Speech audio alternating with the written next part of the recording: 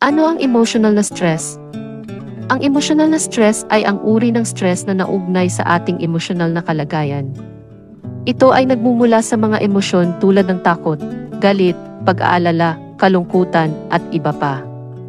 Ang mga pangyayaring nagdudulot ng emosyonal na stress ay maaaring magdulot ng pagbabago sa ating mood at kahalintulad na mga reaksyon. Sa ilalim ng emosyonal na stress, maaaring magkaroon ng pagkabahala, hindi makatulog ng maayos, pagkairita, at iba pang negatibong emosyonal na mga reaksyon. Ito ay maaaring makaapekto sa ating pang-araw-araw na buhay, relasyon sa ibang tao, at kahalumigmigan. Mahalaga na matutunan natin ang mga paraan upang maibsan ang emosyonal na stress, tulad ng pamamahinga, relaxation techniques, at iba pang strategies upang mapanatili ang ating kalusugan at kapanatagan. Ang pagkontrol ng emosyonal na stress ay mahalaga para sa ating kalusugan at kapanatagan. Narito ang ilang paraan upang matulungan kang makontrol ito. Pag-aalaga sa sarili. Magsagawa ng regular na ehersisyo, makakain ng malusog, at kumuha ng sapat na pahinga. Pagsasanay sa paghinga.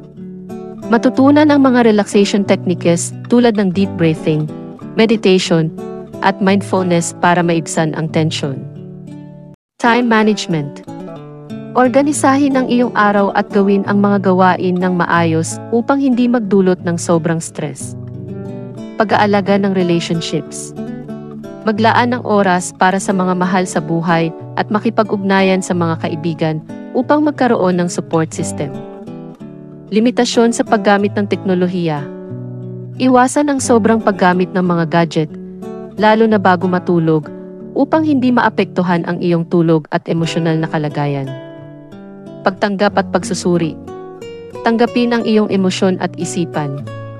Maaari mong isulat ang iyong mga iniisip o makipag-usap sa isang kaibigan o profesional. Iwasan ang overthinking. Huwag masyadong mag-isip ng mga negatibong bagay. Isipin ang mga solusyon kaysa sa mga problema. Pagtulong. Maglaan ng oras para sa iba at tumulong sa kanilang mga pangangailangan.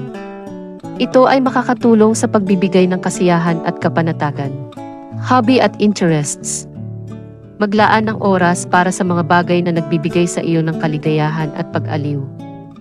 Humingi ng tulong. Kung kinakailangan, huwag kang mag-atubiling humingi ng tulong mula sa mga profesional tulad ng counselor o therapist. Tandaan na ang pagkontrol ng emosyonal na stress ay proseso at maaaring mangailangan ng pagsusumikap at pagkukusa.